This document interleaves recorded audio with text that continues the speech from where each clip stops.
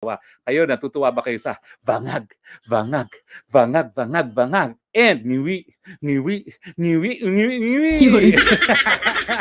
Kaya nyo, hanapin ko si Maharlika. Narito pa po sa Hague si Maharlika. Uwi po siya sa A5. So baka pwede pa kami mag-live. Okay? Ito, maki-update na naman tayo mga boss kay Attorney Harry Roque. Ito, papanoorin natin. Magandang araw po sa inyong lahat. Alam ko po, hindi Webes. Ngayon po ay Miyerkules, no? Hindi. Ano ba ngayon? Ngayon po ay Biyernes pala. Talaga namang paiba-iba ng naiisip ng petsa. Ngayon po ay Biyernes at alam ko wala tayong Spokes Hour, no? Pero kahapon kasi, abay, ang daming nanood, no? Mahigit 1 milyon nang nanood kahapon. So nagpapakita na talagang uhawang tao sa impormasyon tungkol dito sa ICC at yung kontrobersya kung saan kinuha nga sa pamamagitan ng kidnapping ang ating Pangulong Presidente. Ito, siksik ang balita nating masasagap dito mga busing. Kaya Attorney Harry Roque. Kaya ito, papanoorin natin ng buo itong kanyang ihahatid na balita sa atin. Presidente Rodrigo Roa Duterte. Now, sinabi natin nung isang broadcast natin na ang nangyari kay Presidente ay arbitrary detention. Dahil ito ay gawain ng taong gobyerno na pilit na sinupil ang kalayaan ni Presidente Duterte at yung panunupil na yan ay illegal. No? Dahil nga yung warrant of arrest ng ICC ay hindi naman nasilbi sa kanya sang-ayon mismo doon sa tratado na bumuo ng ICC.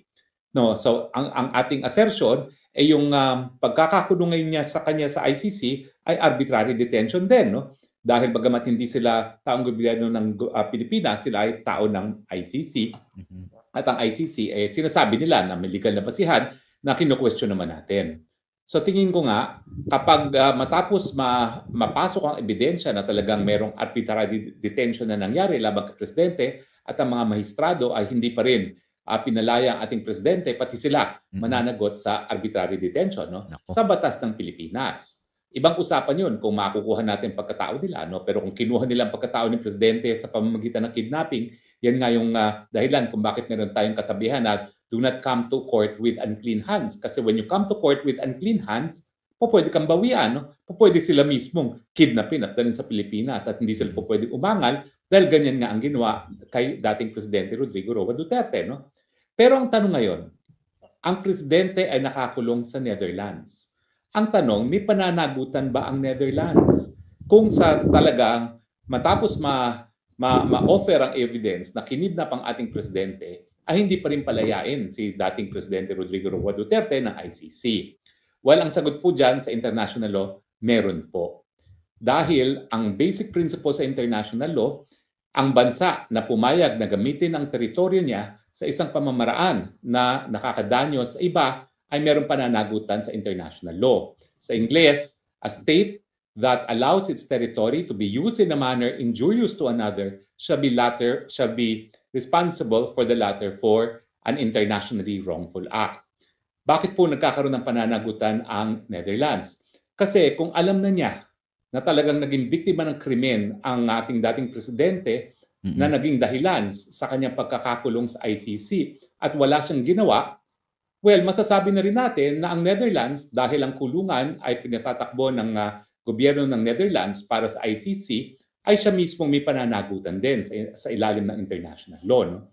Hindi naman siya po pwedeng magbulag-bulagan at bingi-bingihan dahil pag na-offer na ang evidence sa ICC, that's a matter of public record. No? At saka sa ngayon nga lang, ang aking assertion is, kung ako'y susulat sa Dutch government at pinakita ko yung mga videos ng mga pangyayari, talagang makikita nila na illegal yung pagkakahuli kay dating Presidente Rodrigo Roa Duterte. At matapos silang mapagbigyan alam na talagang sa pamamagitan ng kidnapping, ang sabi nga ni VP Sara, International Extraordinary Rendition, ang pamamaraan para makuha ang pagkatao ni Presidente Duterte at hindi nila linabas sa kulungan ang ating dating Presidente, sila mismo ay merong pananagutan. Now, ang tanong, saan ka po pwede pumunta para mapanagot ang Netherlands? Well, depende yan kung sino ang magrereklamo. Kung si Presidente Duterte mismo ang magrereklamo, ang tingin ko ang pinaka-epektibong korte na pupuntahan niya ay yung European Court of Human Rights. Kasi kabahagi ang Netherlands doon sa European Treaty on Human Rights at talaga namang nakasaad din dyan sa kanilang tratado yung karapatan ng lahat ng tao na nasa teritoryo ng European Union, hindi lang mga Europeans mismo, lahat ng tao na narito sa Europa ay merong karapatan to due process, no? At ang due process naman ay kapareho ng due process na nakasaad sa ating saligang batas, no? No person shall be deprived of liberty without due process of law. At dahil nga kinidnap siya, pinagkaitan siya ng due process, no? Now, ang maganda dito sa European Court of Human Rights, ang desisyon ng European Court of Human Rights ay enforceable. Dito marami talaga tayong malalaman dito nga kay Attorney Harry Roque. Kaya paki-subscribe mga busing, no, ang kanyang YouTube channel. Ilalagay ko yung link nito sa ibaba, itong bidyong ating pinapanood para madali nyo rin mapuntahan. At kung gusto nyong mapanood ng walang nagsasalita gaya nito, ay maaari nyong puntahan ang link nito sa ibaba sa description box. Alright? At paki-subscribe mga boss ang kanyang YouTube channel. At siyempre, inanyayahan ko na rin kayo mga boss na paki-subscribe na rin ang aking YouTube channel, ang Boss Banog channel. At pakipindot na rin ang maliit at mahiwagang kampana dyan para lagi kayong updated sa mga susunod pang bidyong aking i-upload. Alright? Kaya wag na natin itong papatagalin mga boss. Papanoorin natin ito. Against a European member. So hindi siya Pyrrhic victory. Ang isa kasing forum na pwede rin puntahan ni dating Presidente Rodrigo Roa Duterte ay ang UN Committee on Human Rights. Napakadami na po namin kasong naisampa dyan na nanalo kami, nagkakaroon ng deklarasyon na yung ginawa ng Pilipinas gaya ng criminal libel na nagpapataw ng parusa ay labag sa karapatan ng malayang pananalita. Ang problema, parang inutil naman yung decision ng Human Rights Committee kasi pag inignore ng bansa, wala ka na magawa. Hindi gaya ng European Court of Human Rights na pwede mong ma-enforce laban sa Estado. Now, ang isa pang kumbaga balakid dyan sa remedyong yan ay kinakailangan mag-exhaust ka muna ng domestic remedies. No? Siyempre, dito sa ICC, kinakailangan mapresenta muna yung ebidensya na talagang kinidnap siya at magkaroon ng desisyon ang ICC na maen pa. Malay namin, pakialam namin paano nakuha ang taong yan. Basta importante, mabigyan siya ng fair trial. At yan ang tingin ko magiging desisyon ng korte ng ICC. Sinabi yan ni dating ICC Judge Raul Pangalangan at yan talaga ang desisyon ng hukuman. Now, sa tingin ko mali yan, no? Dahil meron namang isang at least domestic constitutional court, ang Constitutional Court of South Africa, na sa tingin ko ay mas angkop sa prevailing norms of human rights law na hindi mo naman po pwede ituwid ang pagkakamali sa pamamagitan ng isa na namang maling pamamaraan. At ang sabi nga ng Constitutional Court of South Africa, no, na kapag ang pamamaraan ng pagkuha sa pagkatao ng akusado ay illegal, kinakailangan mawalan din ng jurisdiction ang hukuman. Now, dito sa ICC, wala pang desisyon talaga na nagsasabi na kapag illegal ang pamamaraan ng pag-aresto ay mawawalan ng jurisdiction ang hukuman.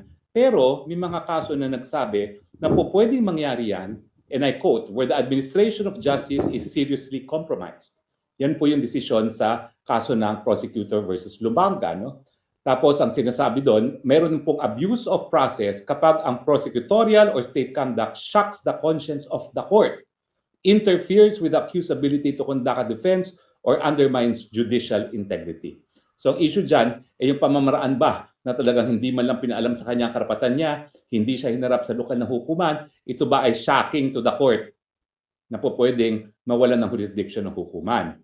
Now, meron pang isang decision din, bagamat ito naman ay sa ibang kaso, prosecutor versus Katanga and Nujodlo, which is also an ICC. No? Bagamat sinasabi nila na ang maling pamamaraan para nahuli ang akusado per se ay hindi yung mag-resulta sa kawalan ng jurisdiction, po pwedeng mangyari yan, and I quote, if they rise to a level that impairs fair trial or judicial integrity. So kapag talagang matindi yung paglabag sa karapatan ng tao, po pwede naman talagang mawalan ng jurisdiction ang hukuman.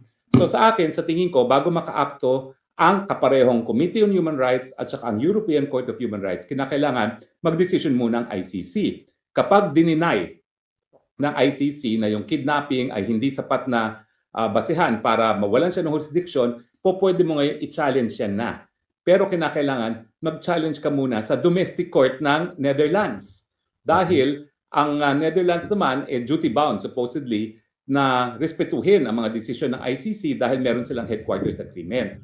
Pero kung sasabihin natin na yung desisyon ng ICC ay labag sa karapatang pantao na nakasaad sa European Court of Human Rights at dahil ang naghahawak sa pagkatao ng presidente ay ang gobyerno ng Netherlands at pinagbigay na sa Netherlands ang mga facts na sabi ng hukuman ay hindi sapat na basehan para mawalan sila ng jurisdiction, yan, pwede na si Presidente Duterte mismo ang maghain ng complaint laban sa Netherlands mismo, hindi sa ICC itself, dahil ang Netherlands naman dapat, kung kahit ano pang usapan nila sa ICC sa headquarters agreement, kung meron talagang mga patunay na nalabag ang karapatang pantao ni Presidente Duterte at napakadami naman nating video kung paano si Torre at lahat ng kanyang mga kakuntsaba ay isinakay na sa pilitan sa isang private plane ng Presidente ay kidnapping, yan po ay dahilan para umakto ang Netherlands na pawalan ang Presidente Duterte. Kasi uulitin ko, yung kulungan naman kung nasaan ngayon ang ating Presidente ay pinapatakbo pa rin ng gobyerno ng Netherlands.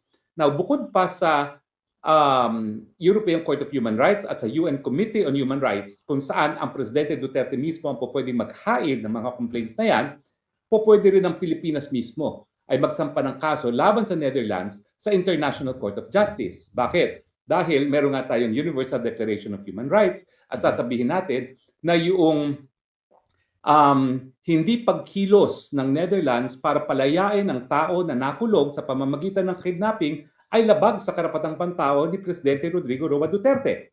At dahil kasapi rin ang Netherlands dun sa Universal Declaration of Human Rights at saka dun sa ICP, yung International Covenant on Civil and Political Rights, yan ay isang paglabag doon sa mga tratado na ito dahilan para magkaroon ng deklarasyon na dapat ipalaya si Presidente ng Estado ng Netherlands na uulitin ko, siyang umaaktong tagakulong ni Presidente Duterte dahil ang kulungan ay pinatatakbo ng Dutch government.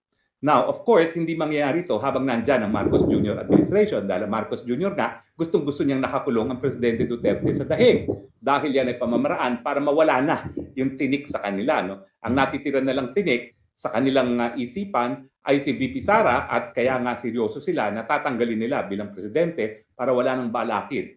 Para si Lisa Araneta Marcos o si Tambaluslos o si Sandro Marcos in a few years, siyang magpatuloy ng Marcos Forever government. No?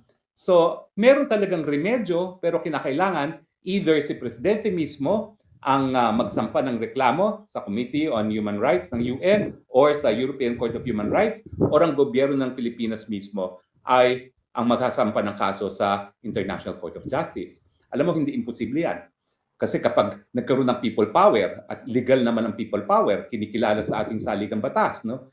Talaga naman pong pwedeng si VP Sara na maging presidente. At kapag si VP Sara ng presidente, bakit hindi naman niya kukwestiyonin yung pamamaraan kung paano nakuhang pagkatao ng tatay niya on the assumption na on the existing jurisprudence, mainpa nga ang sasabihin ng hukuman. Ang importante, mabigyan siya daw ng fair and impartial trial na sa tingin ko ay mali. Well, alam niyo po, si Judge Pangalangan is really my mentor in international law. Bagamat ang desisyon, siya talaga ang nagdesisyon na kunin ako na magturo sa UP College of Law at siya talaga nagtalaga sa akin bilang direktor ng Institute of International Legal Studies. Bagamat, kaya naman niya ako kinuha dahil doon sa teacher ko sa international law sa London School of Economics na kinikilalang Panginoon ng international law, no?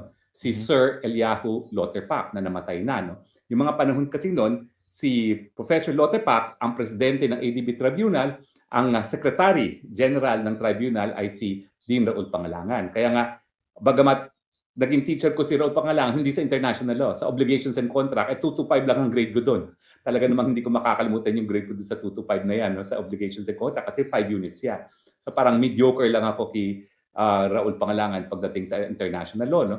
Pero ang sinabi talaga sa kanya ni Professor Lauterpacht, "Uy, ba't hindi nagtuturo si Harry Roque sa College of Law mo, ha? Napakagaling yung batang yan." Okay, yun. Kaya tuloy, naimbita ko ni Raul Pangalangan. Tingin ko naman, dahil naniwala siya dun sa assessment ni Sir Eliahu Lauterpacht. No? Pero yung sinabi talaga ni Judge Pangalangan, former Judge Pangalangan ng ICC, ay talagang sa ICC, baliwala yung pamamaraan na nakuha yung pagkatao ng ICC. Sa akin naman, hindi ibig sabihin na palibasa ganyan ngayon ang desisyon ng korte na baliwalain ang pamamaraan dahil ang pamamaraan ay mali, hindi dapat tanggapin.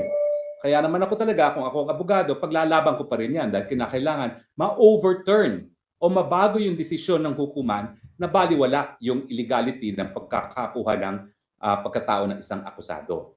So malinaw po, no? Maraming remedies si Presidente Duterte, hindi lang sa ICC. Ang number one remedy syempre sa ICC na dahil sa illegal na aresto, dapat talaga ma-dismiss ang kaso laban sa kanya.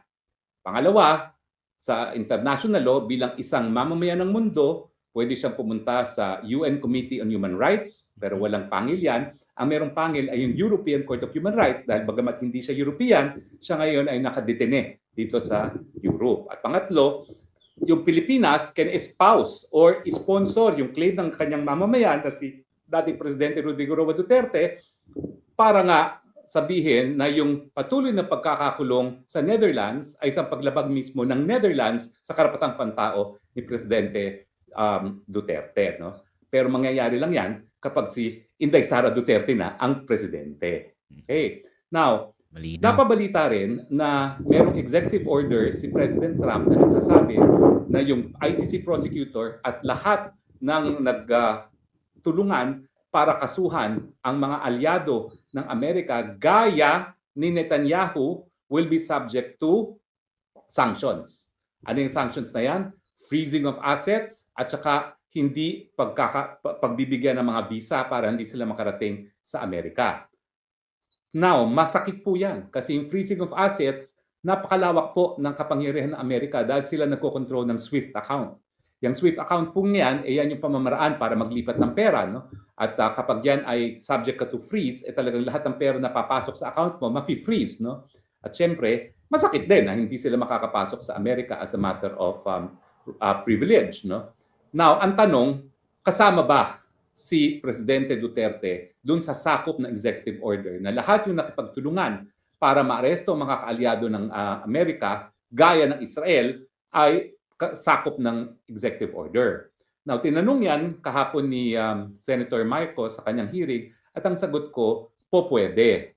Bakit? Bagamat doon mismo sa EO, ang nabanggit ay si Netanyahu at Israel, nakasaad naman doon, lahat ng nakipagtulungan para kasuhan ang mga alyado ng Amerika gaya ng Israel. So, hindi siya exhaustive. Kasi kung ang intensyon ay sakop lamang ang Israel, dapat ang sinulat doon is lahat ng nakipagtulungan sa pag-i-issue ng warrant of arrest laban sa mga opisyalis ng Israel. Pero ang sabi doon, lahat ng nakipagtulungan para makasuhan ang mga alyado ng Amerika gaya ng Israel, hindi siya exhaustive. Po pwedeng kasama ang Pilipinas. Tinuturing ba ni President Trump si Presidente Duterte, bagamat siya ay talagang very vocal, no, na talagang siya ay para sa Pilipinas at hindi sa para kahit kaninong banyaga na kaalyado. Well, ako po, testigo ako. Dahil ilang beses ko nakita na nag-usap ang Presidente Duterte nung siya ay nasa opisina at si Presidente Trump. At itong nangyari dun sa ASEAN Summit kung saan dumalo si President Trump. At ang aking obserbasyon noon hanggang ngayon ay parang BFF silang dalawa. Pinupuri pa nga ni Trump yung kanyang war on drugs at sinasabi niya na sa kanyang pangalawang termino, magkakaroon siya ng sariling war on drugs. At syempre alam natin yung war on drugs ngayon ang basihan kung bakit linilitis ang Presidente for Crimes Against Humanity dito sa ICC. So sa tingin ko, hindi lang kaalyado ng Amerika ang Pilipinas at talaga namang tayo ay non-NATO ally ng Amerika, kaya nga nandiyan ang mga base militar nila, no? Ayaw man natin na gustuhin. Pero close personal friend pa siya ni Presidente Duterte. So anong gagawin ko ngayon? Susulat ako sa State Department. Lahat yung mga nagsampa ng kaso, lahat yung nagbuyo, nagsambahan ng kaso, yung Leila de Lima na yan, lahat yung mga nakapagtulungan para arestuhan si Presidente, dapat huwag sila mabigyan ng visa at lahat ng assets sila sa Amerika ma-freeze. Dahil yung lalo na yung mga miyembro ng gobyerno ni Marcos ngayon, lahat yan maraming tagong yaman sa Amerika. Ma-freeze lahat ng kanilang mga malamansyon, mga bayan at mga bahay at yung kanilang mga dollar deposits, ma-freeze lahat yan sa Amerika.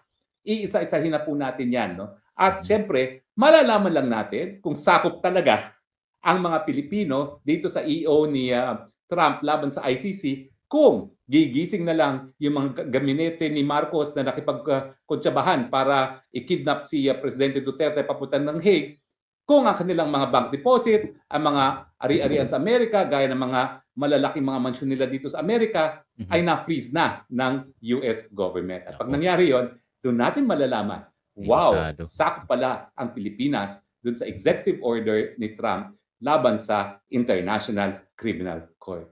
Diba? Ang saya-saya. Well, sumatital, ang moral of the story is crime does not and should never pay. Follow the golden rule. Kung ayaw nyo maging biktima ng paglabag ng karapatang pantao, huwag lumabag sa karapatan ng iba. Di naman sinasabi ni Presidente Duterte na wala siyang pananagutan altogether. Ang sinasabi lang niya, lahat ng gustong magdemanda sa kanya, di umano dahil sa paglabag sa karapatang pantao, gawin nyo yan sa Pilipinas, dahil malayang bansa ang Pilipinas, soberenyong bansa ang Pilipinas, at hindi kinakailangan mga dayuhang maghusga dahil sa Rome Statute mismo, no, ang mga dayuhan dapat lamang maghusga kung ang lokal na hukuman ay hindi makapagbigay ng katarungan na hindi naman po nangyayari sa Pilipinas. Bukas po ating mga hukuman, dyan po dapat sinampa ng mga nagrereklamo ang kanilang kaso sa laban kay Presidente Duterte. Tignan po natin ang mga comments. Si Mrs. Mami, hello Spox, Attorney Harry, Skipper 9898, good morning Attorney Roque. Si Jim Roland, good evening Attorney Roque, greetings from Norway. Si Marian de Guzman, hello. Si Driver Abroad, Sir Attorney, inaantok na ako, kakahintay, ha ha ha, we love you po. Thank you ha. Si Zaldi Ong, PDB Straight, si Mariano de Guzman, tagal makita at marinig si Spox ng bayan. Kaya nga po baka mag-araw-araw na ako kasi ang daming naghahanap sa akin no. Sabi ko habang wala naman ako masyadong ginagawa, edi mag-Spox hour na ako na mag-Spox hour. Nang sa ganun, hindi lang si Maharlik ang 3 times a day nag-live.